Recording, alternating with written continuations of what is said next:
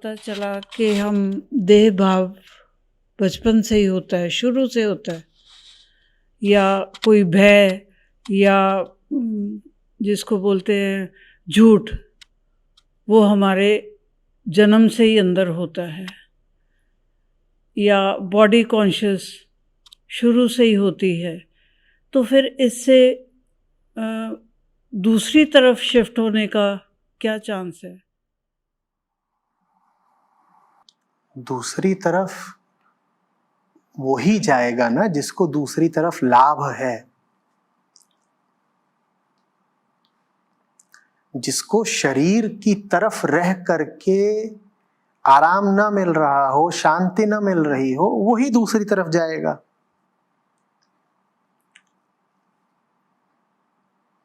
जिसको एहसास होने लग गया, दिखने लग गया कि शरीर से जितना ज्यादा ताल्लुक रखते हैं, जितना अपनापन रखते हैं, जितना तादाद में रखते हैं, जीवन में कमजोरी बेचैनी उतनी बढ़ती है, वो ही जाएगा दूसरी तरफ। तो फिर दूसरी तरफ जाने की विधि भी यही है। देख लो कि शरीर बने रह के पा क्या रहे हो। हम असल में पूरी तरह शरीर भी नहीं बने हुए हैं, हम त्वचा बने हुए हैं। शरीर में तो जो कुछ है अगर अभी आपके सामने रख दिया जाए तो उठ के भागेंगे। जब हम कहते हैं कि हम में देह भाव सघन है, तो वास्तव में वो त्वचा भाव और केश भाव होता है। खाल और बाल हमारा इनसे तादाद में होता है। अभी आपकी आंत निकाल के आपके सामने रख दी जाए फिर, और आंतों के भीतर क्या है आप जानते हैं?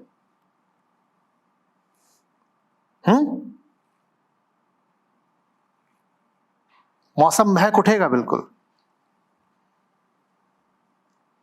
अपने भीतर हम जो लेके घूम रहे हैं, अपने माने इस देह के भीतर जो लेके घूम रहे हैं, वो सामग्री कुछ बहुत सुंदर सुगंधित तो नहीं है कि है क्या?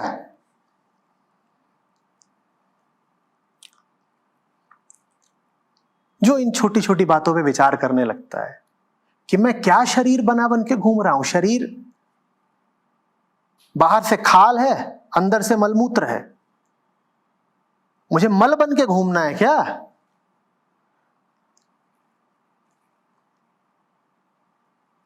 देह बन के घूम रहा हूं। अब देह में वैसे तो मेरा कुछ भी नाम हो सकता है, अमित, पर अगर मैंने कह दिया कि देह हूं तो वास्तव में मेरा नाम हो गया अमित मल।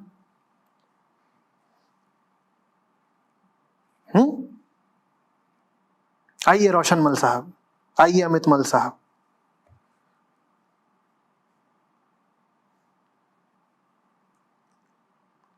ये छोटी बातें अगर व्यक्ति अपने जीवन में देखने लगे तो देह से खुद ही पीछे हटने लगेगा। कोई जरूरी काम करना है आपको, ऐसा जो आपको वास्तव में प्राणों से ज्यादा प्यारा है, और वो करते वक्त नींद आने लगे, उसके बाद कैसे आप देह बने रह जाते हो अगले दिन भी? बोलो। आज की रात कीमती है, कोई जरूरी काम करना है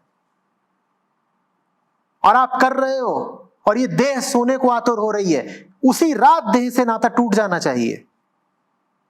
तू सगी नहीं है मेरी, आज दिख गया। क्या मुझे करना, क्या तू कर रही है?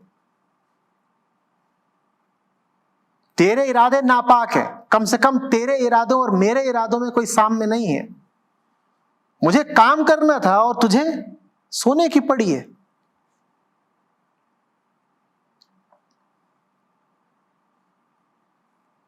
आप बात करते हो निर्मलता की, और देह ऐसी है कि उसे 2 दिन नहलाओ नहीं तो गंधा जाती है।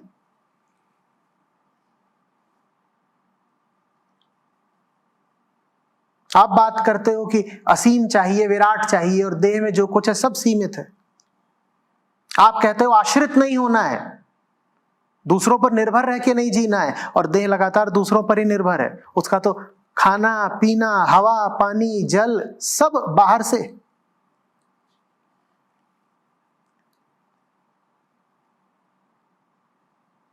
बच्चे की देह है तो मां की देह के लिए व्याकुल है, पुरुष की देह है तो उसे स्त्री की चाहिए, स्त्री के पुरुष चाहिए। देह तो दूसरे के लिए लगातार व्याकुल है, दूसरे पर ही आश्रित है। बूढ़े हो गए तो जवानों की फिर देह चाहिए कि अरे हमें सहारा लेके इधर उधर ले चलो। बीमार हो गए तो फिर किसी चिकित्सक की देह चाहिए, उसके सामने जाके बैठे, अरे चिकित्सक साहब उपचार कर दीजिए इस देह का। आत्मा स्वीकार नहीं करती किसी और का अवलंबन, और शरीर के लिए स्वावलंबन जैसा कुछ है नहीं। अब बोलो, शरीर से कितना रिश्ता रखना चाहते हो? बोलो।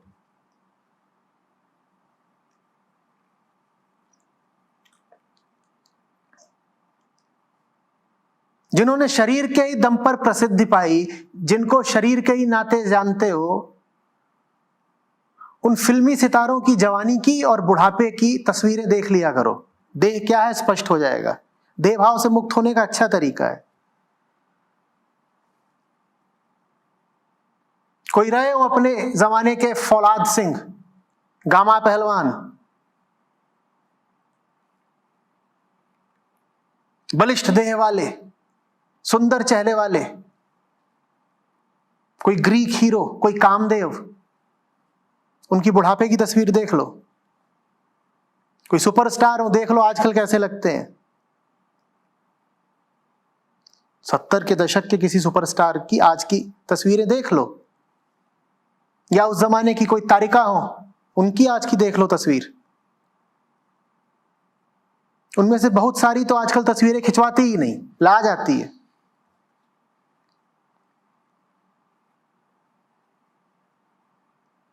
जिसने ये देख लिया, ये देखने के बाद भी वो अपने आप को शरीर कैसे कह सकता है?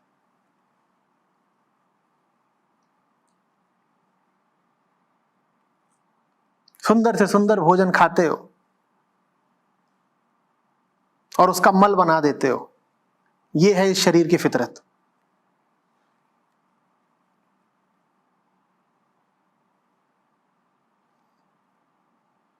तुम शरीर कहना चाहते हो अपने आप को?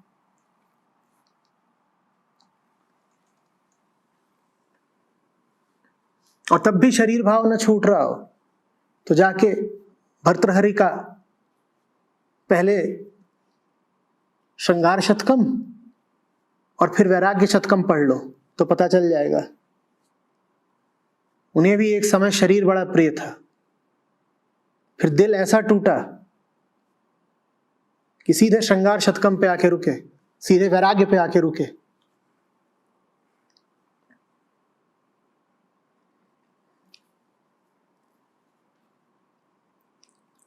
पहले कहते थे कि अरे सुंदर त्वचा, आकर्षक मांस, देह, उभार, नाभि, इनसे आकर्षक क्या होता है? फिर बोले अरे खाल, इस खाल से क्या चूमा चाटी करनी, जिस खाल के ठीक नीचे मल, मवाद, पित्त, मूत्र, तमाम तरह की रज यही बैठे हुए हैं, बस वो दिख नहीं रहे हैं। इतनी पतली सी चमड़ी की चादर है, उस चादर के पीछे छुपा हुआ है मलमूत्र, इसलिए दिख नहीं रहा है। क्या चाटे जाएं उस चमड़ी को? चाटते वक्त ख्याल नहीं आएगा कि चमड़ी के ठीक पीछे क्या है।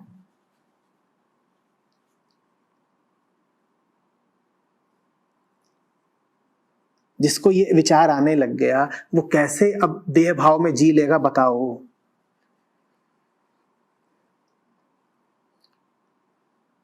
बड़ी बेईमानी चाहिए अपने आप को देह कहने के लिए। और किसी को तुम्हारी देह का पता हो ना हो, तुम्हें तो पता ही है। औरों से तो हम बहुत सारी चीजें छुपा जाते हैं। औरों के सामने आते हैं तो अपना आंख का कीचड़ पोंछ के आते हैं, नाखून नाखून काट लेंगे, गंदगी साफ कर लेंगे, भरी सभा में पाद भी मारेंगे तो जरा छुप के मारेंगे कि किसी को पता ना चले। पर तुम्हें तो पता ही है ना कि अभी अभी तुमने कितनी बदबू फैलाई। तुम्हें तो अपनी देह की औकात और असलियत पता है ना।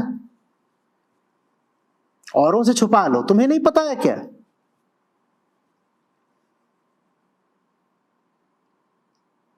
उसके बाद भी यही कि मैं तो देह हूं, मैं तो देह हूं।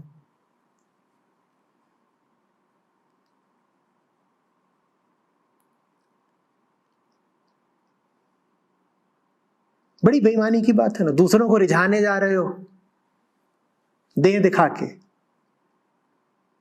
और जिसको रिझाने जा रहे हो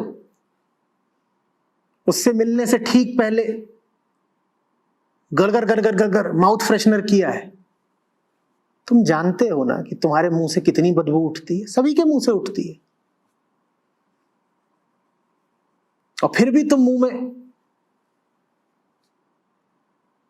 नकली खुशबू बसा रहे हो कि तुम दूसरे को धोखा दे रहे हो या अपने आप को दे रहे हो।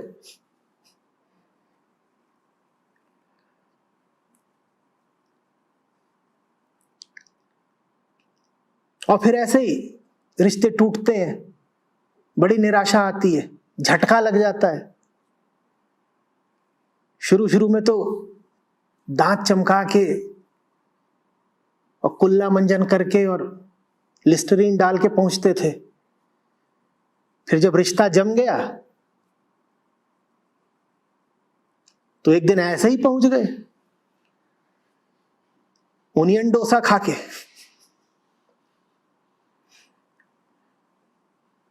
और बोले प्रियतमा चुंबन।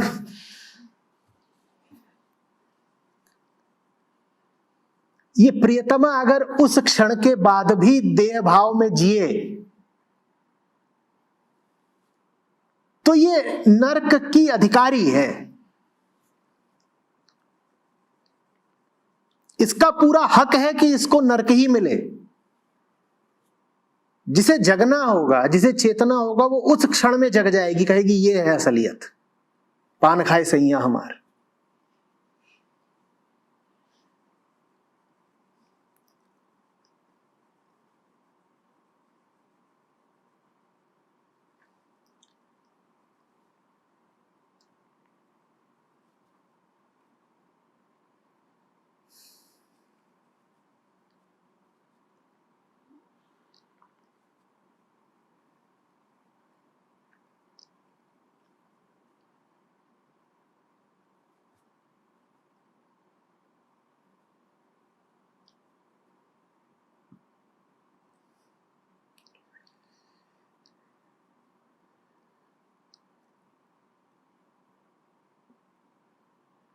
जानते हो, जितनी महंगी दिल की सर्जरी होती है उतनी ही महंगी कॉस्मेटिक सर्जरी होती है, और उसका बाजार बहुत गर्म है। इसी तरीके से कोई डेंटिस्ट आपको बताएगा कि दांत टूट गया हो, उसका उपचार कराने में कम पैसा लगता है, और दांत उबड़ खाबड़ हो या आगे से ऐसे उभरे हुए हो, इस तरह की कोई चीज हो, उसको ठीक कराने में ज्यादा पैसा लगता है।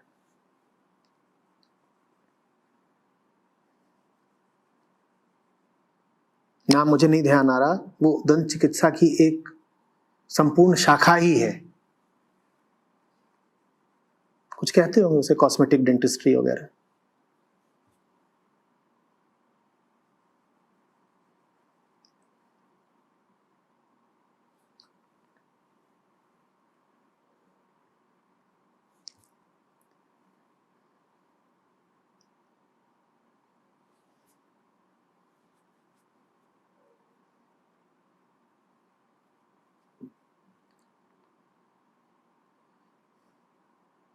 सड़क पे मरा हुआ कुत्ता पड़ा है,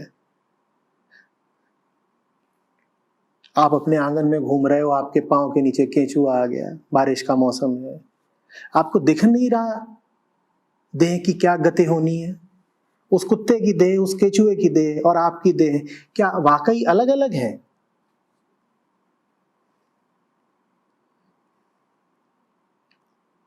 शमशान घाट जाके देखिएगा कभी कि ऊंचे से ऊंचे, अमीर से अमीर और इज्जतदार से इज्जतदार मुर्दे के साथ क्या व्यवहार किया जाता है। चिता से उसका बाजू लटक रहा है नीचे, कोई बहुत सप्रेम सस्नेह उठा के नहीं रखता है, ऐसे उठाया था ऐसे रख दिया जाता है। किसी सोते आदमी का बाजू आप ऐसे उठा के रखें तो उतने में बाजू चटक जाएगा। ये देह की औकात है। जब उसमें प्राणों का निवास नहीं रह जाता तो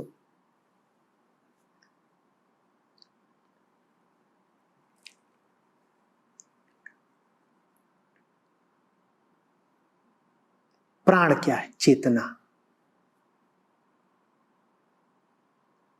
बड़ी प्यारी पत्नी थी, बड़ा प्यारा बेटा था, मर गए तो उनकी देह को फूंक क्यों आए बताओ? अगर उनकी देह से ही प्रेम था तो। बीवी से बहुत प्यार था, बेटा था, बाप था, मां थी, पति पत्नी कोई था। मृत्यु हो गई तो उनकी देह को फूंक क्यों आए? अगर तुम उनकी देह से ही प्रेम करते थे तो। माने जब तुम प्रेम भी करते हो तो समझो देह से नहीं करते, चेतना से करते हो।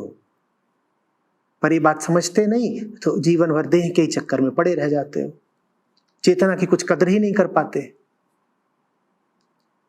जब अपनी ही चेतना की कदर नहीं करते तो किसी और की चेतना की क्या कदर करोगे?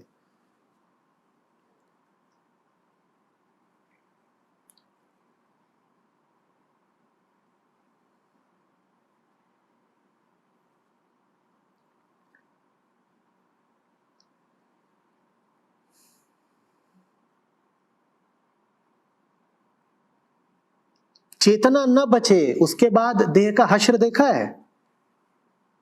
2 दिन पुराना मुर्दा भी देखा है कैसा हो जाता है? ये है इस देह की औकात। बड़ी सुंदरता निखारते फिरते हो,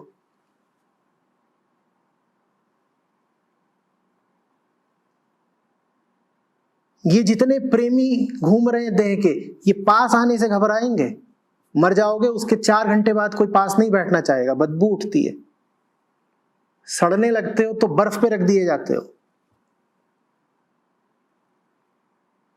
ज्यादा देर तक फूके नहीं गए तो तुम्हारी वजह से बीमारी फैल जाएगी। यह है देह की औकात। कीड़े पड़ जाएंगे।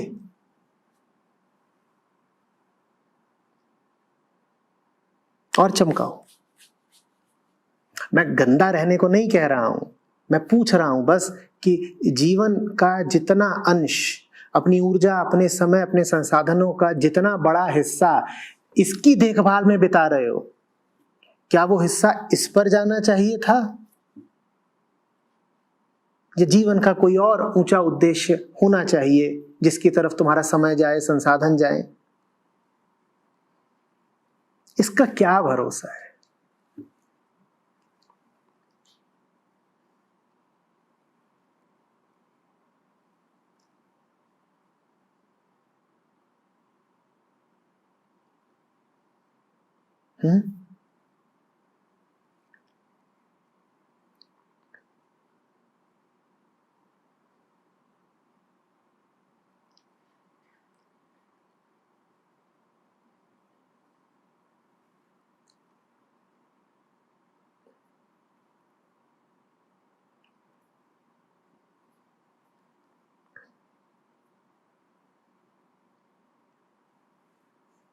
कहते हैं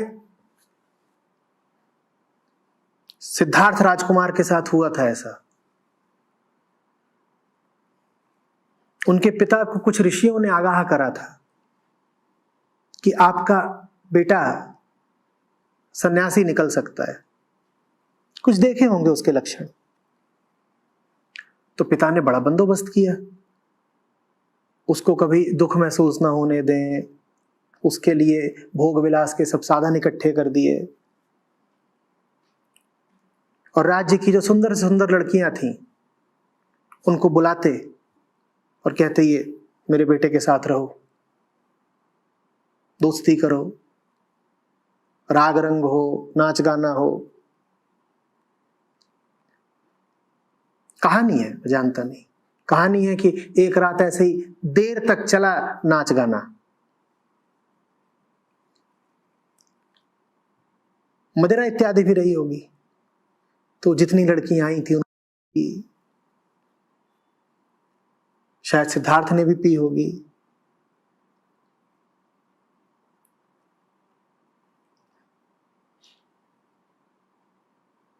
सब अपना बेहोश पड़े हैं। बहुत देर रात, करीब करीब भोर, अचानक सिद्धार्थ की नींद खुली, होश आया।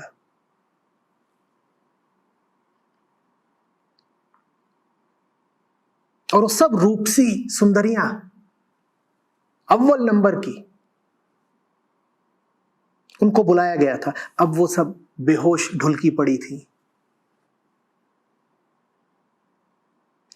और मैं कल्पना कर रहा हूं कि सिद्धार्थ ने बिल्कुल फटी फटी आंखों से देखा होगा उनको कि कहां गया इनका रूप। किसी का पूरा काजल और जो कुछ भी मुंह पे मल रखा है, चौक खड़िया, वो सब धुला हुआ है। किसी के मुंह से लार बह रही है, किसी के सुंदर कपड़े वगैरह अस्त व्यस्त हो गए हैं, तो वो और बदसूरत लग रही है उत्तेजक लगने की जगह।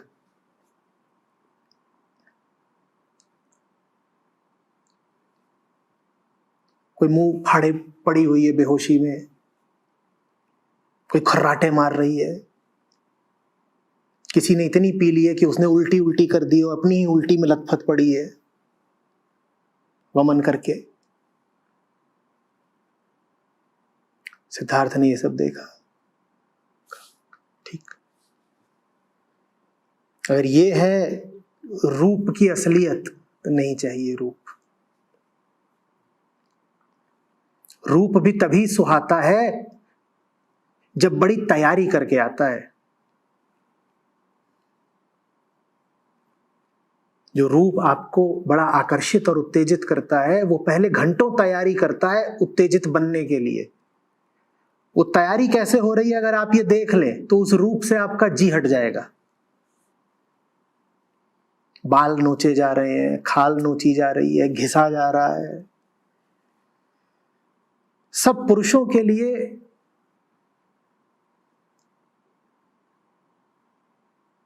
निश्चित होना चाहिए कि स्त्रियों के ब्यूटी पार्लर में कम से कम 3 महीने काम करें।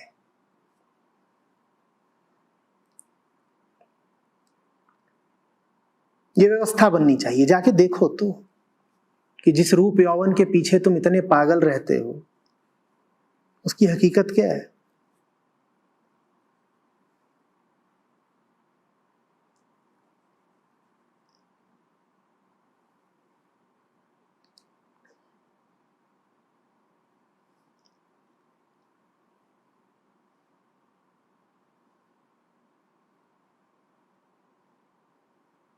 जितने फल और सब्जियां रसोई में नहीं पाए जाते, उससे ज्यादा मुंह पे मले जा रहे हैं।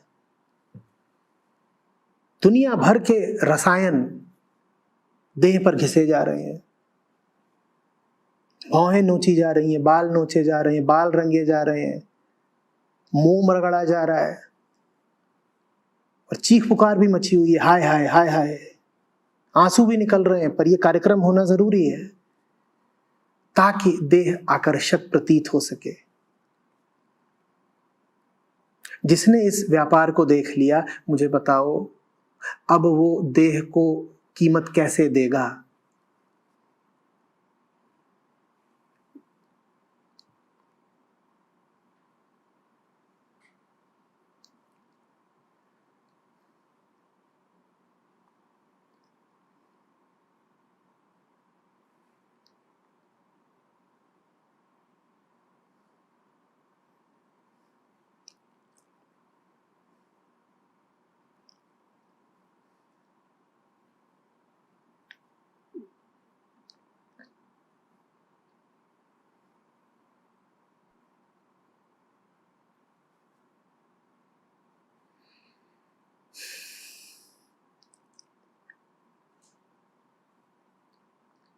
तो यही तरीका है। इस तरीके में मैंने ऐसा कुछ बताया ही नहीं जो आपको नहीं पता।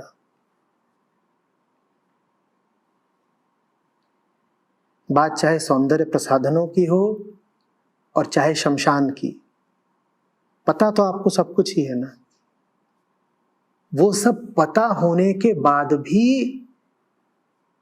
कोई कैसे देह की ही तरफ बैठा हुआ है, इस पर मुझे आश्चर्य है।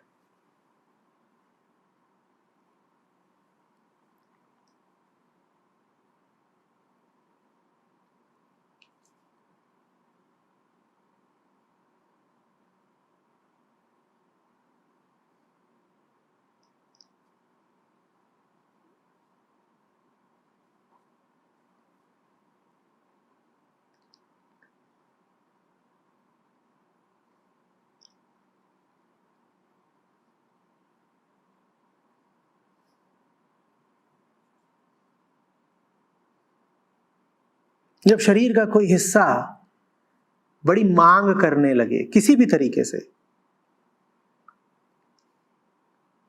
पेट मांग करता है कि मुझे भोजन दो, कहीं दर्द हो गया तो वो जगह मांग करती है कि मुझे आराम दो, दवा दो,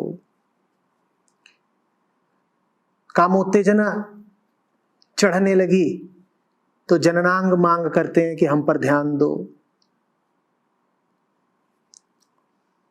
तो उसको देखा करिए और कहा करिए कैसा लगेगा तू जब धू धू करके जलेगा, क्योंकि वही हैसियत है तेरी। बहुत उछल रहा है ना, तो देखिए उसको राख होते हुए, वो राख होने जा रहा है, वो राख हो ही रहा है, बात समय की है।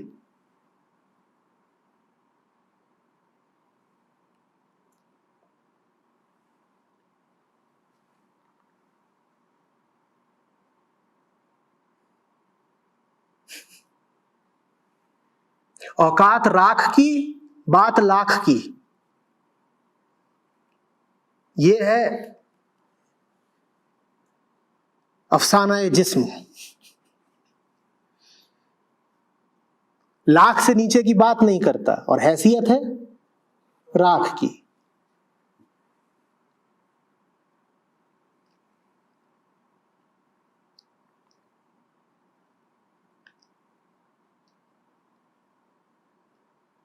अपने आप को आईने में जब निहारें कि कितना खूबसूरत लग रहा हूं, तो अपनी लाश भी देख लिया करें उसी आईने में। जिंदगी फिर सच्ची बीतेगी, झूठ से बचे रहेंगे।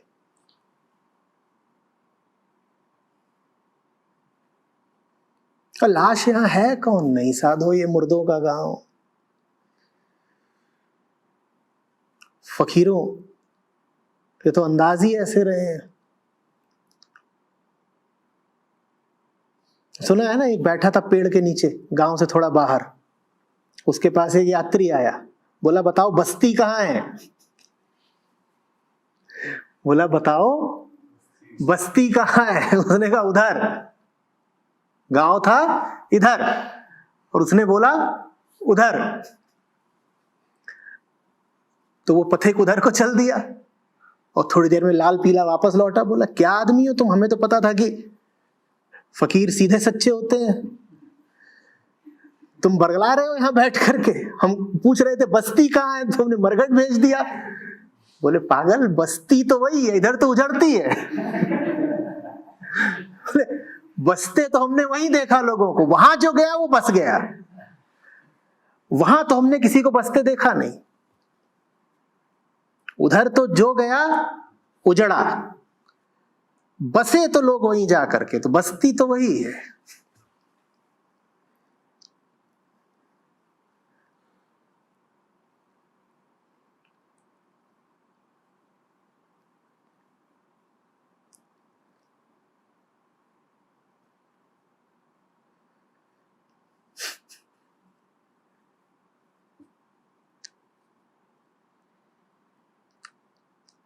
ये सब कोई बहुत दूर की बात नहीं।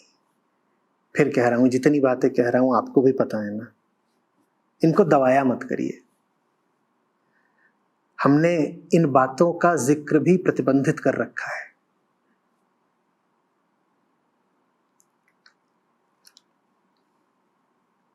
जैसे मैं कह रहा था कि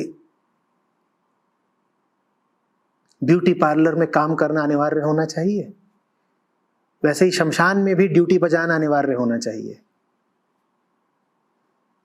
ताकि जो बातें दबी छुपी हैं वो थोड़ा सामने आए।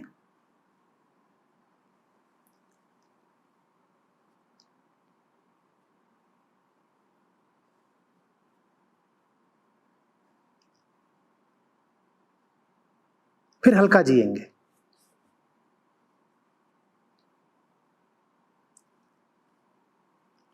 सबको महीने 2 महीने में एक आध बार मरघट का चक्कर लगाना चाहिए।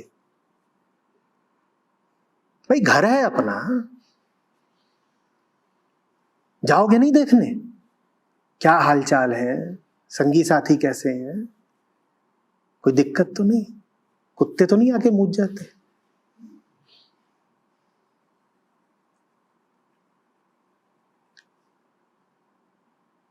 मूत जाते, वही घर है, बड़े इज्जतदार बनते हो।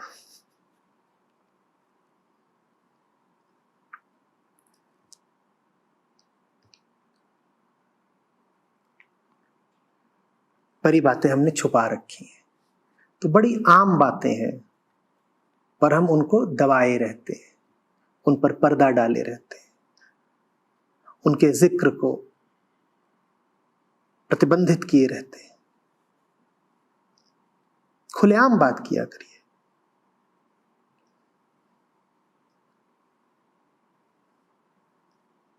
कोई बहुत पीछे पड़ा हो कि चलो चलो चलो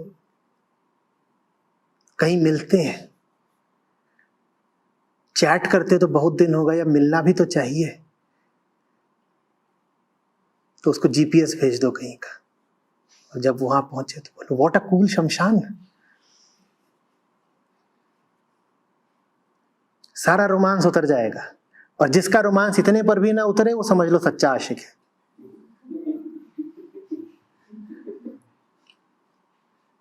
उसके साथ ठीक है।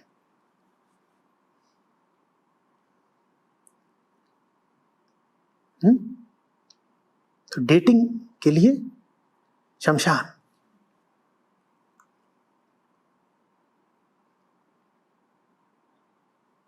वहां पूछना आशिक मियां से कि यहां जोड़ों में तो नहीं दिख रहे, यहां तो सब अकेले ही अकेले हैं, और तुम लगे हो पीछे कि आओ जोड़ी बनाए। वो जोड़ी यहां किसने तोड़ी?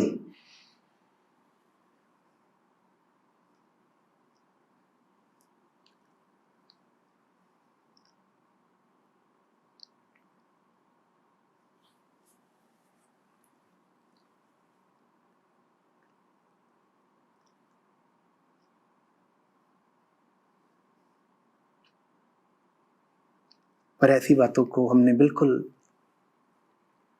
दबा के छुपा के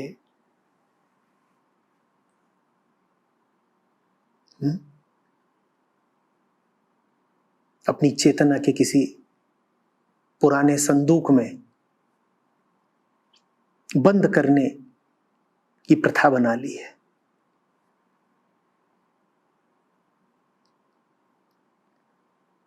अभी ये सब बातें हम कर रहे हैं, ये वीडियो जाएंगे या कि अभी लाइव भी जा रहा है, तो आ रहे होंगे बहुतों के उद्गार, man he talks so negative,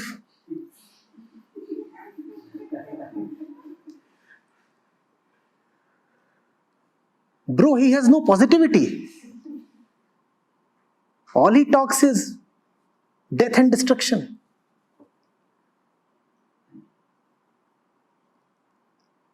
बेटा तुम्हारी गलती नहीं है, तुम्हें सिखाया यही सब कुछ गया है। रही अपनी चेतना अपनी अक्ल की बात, तो अपना तो तुम्हारे पास कुछ भी नहीं है, तो उद्गार भी तुम्हारे वही सब है एमटीवी वाले, man you got to be positive.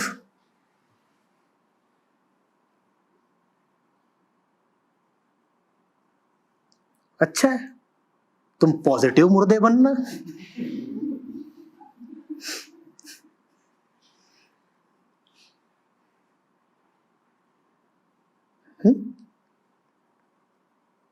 एक ऐसे लेटना, दूसरा ऐसे लेट जाए, जोड़ा भी सलामत रहेगा, पॉजिटिविटी भी रहेगी।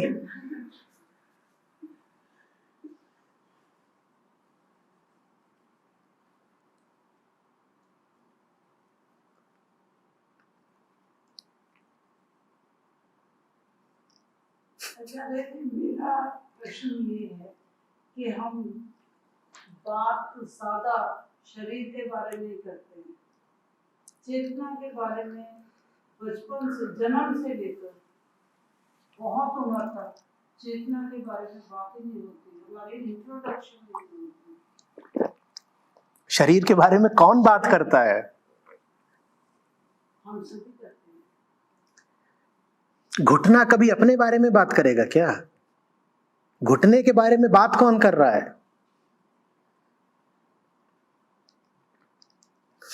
मैं और मैं फिर चेतना ही तो कर रही है।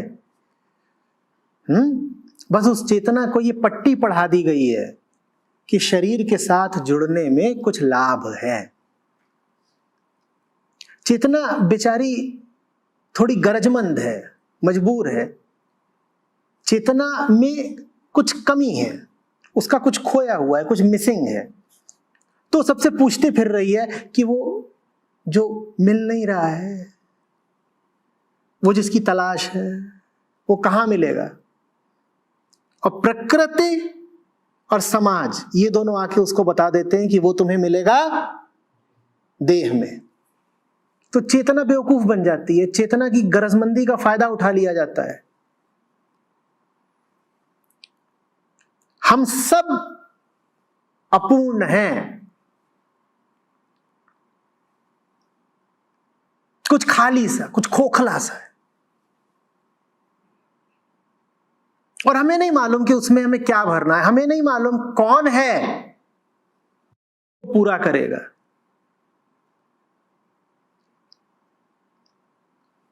पर वो खोखलापन काटता है, जीने नहीं देता। तो हम जरा जल्दबाजी कर बैठते हैं, जो कुछ भी मिलता है अपने खोखले को उसी से भर देते हैं। सबसे पहले क्या मिलेगा और सबसे आसानी से क्या मिलेगा? बच्चा पैदा हुआ, उसके पास कुछ नहीं है, पर एक चीज तो है, क्या? शरीर तो है ना। तो चेतना में तत्काल शरीर को भर दिया जाता है। इसीलिए फिर चेतना हर समय किसकी बात करती रहती है? जैसा आपने कहा, शरीर की, क्योंकि उसे कुछ चाहिए। किसी पर तो अपनी उम्मीद टिकाए ना, वो उसकी बड़ी खराब हालत है। और जीवन भर वो देह से ही आस लगाई रहती है कि इसी के भरोसे क्या पता वो मिल जाए जिसकी तलाश है। अब देह खुद नाशवान है, देह खुद कितनी चलनी है? बहुत ज्यादा नहीं। तो वो चेतना को कुछ कैसे दे देगी जो अमर हो, अविनाशी हो?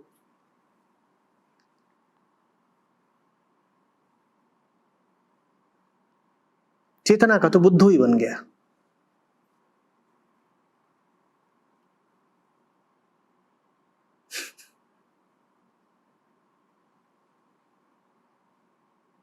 वो ऐसे ही बोलती रह गई, मेरी आंखें, मेरी आंखें, आंखें फूट गई। ये क्या हो गया? मेरे दांत, मेरे दांत, दांत टूट गए। अरे गड़बड़। मेरी खाल, मेरी खाल, खाल लटक गई। मेरे बाल, मेरे बाल, बाल झड़ गए। बन गए बुद्धू।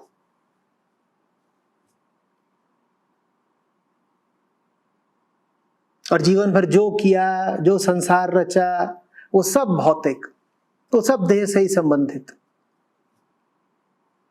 देह नहीं झड़ी कि पूरा संसार ही झड़ गया। चेतना ठूठ की तरह बंजर खड़ी रह गई, पहले की तरह निरी अकेली।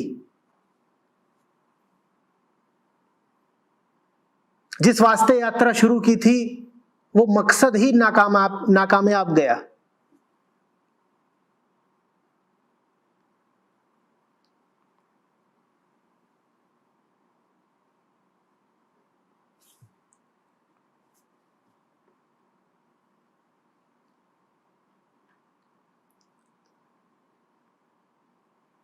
विचार ही कर लो, मृत्यु के क्षण में यदि तुम्हें पता चले कि पूरा जीवन बर्बाद जिया है, कैसा लगेगा?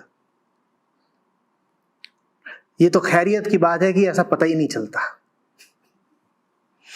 ज्यादातर लोगों को मौत के क्षण में भी ये राज नहीं खुलता कि उनकी पूरी जिंदगी व्यर्थ गई है,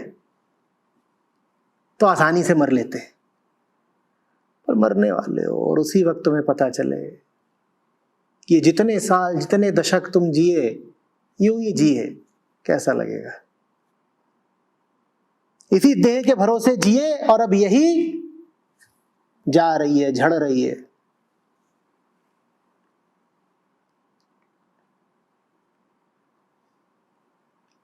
उस क्षण के खौफ से अगर बचना चाहते हो तो अभी भी जग जाओ, अभी भी समय है। तुम्हारी जिंदगी में 2 ही दिन हो तो भी अभी भी बहुत समय है, जग जाओ।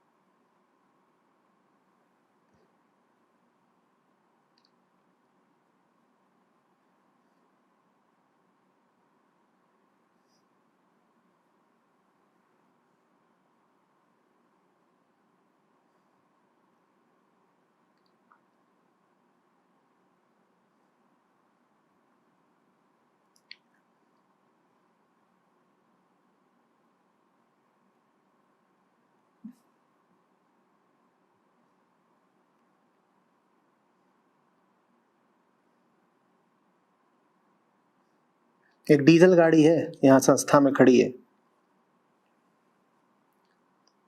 और सरकार ने, ग्रीन ट्रिब्यूनल ने बना दिया नियम कि डीजल गाड़ियां 10 वर्ष से ज्यादा चल नहीं सकती सड़क पर।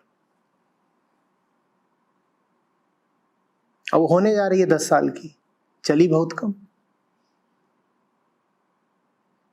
और 10 साल जिस दिन पूरे हुए उसका कटना निश्चित है।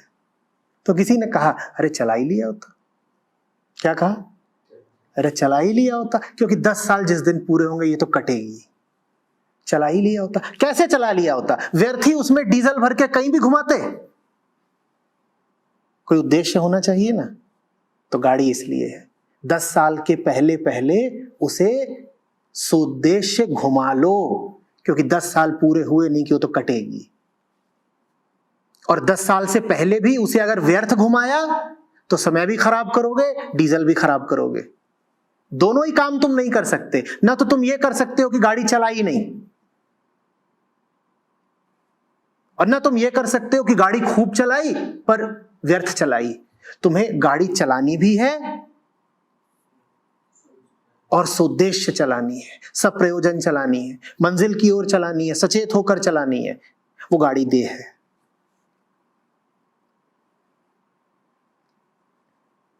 वो कटने वाली है, उससे पहले उसे चला लो। और खाली मत चलाना कि धुआं छोड़ रहे हैं, व्यर्थ।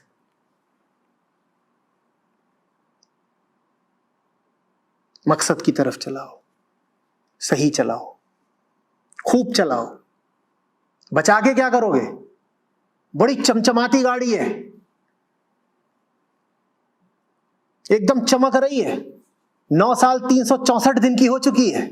आहा हा, क्या शाइन मारती है। अगले दिन क्या होगा उसका?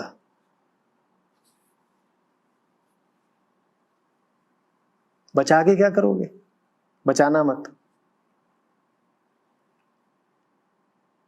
इतना ही बचाना कि 10 साल चल जाए,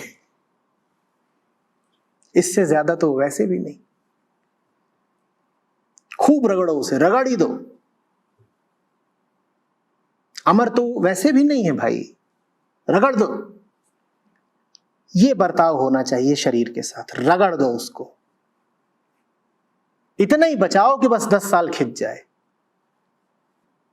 खूब रगड़ दो,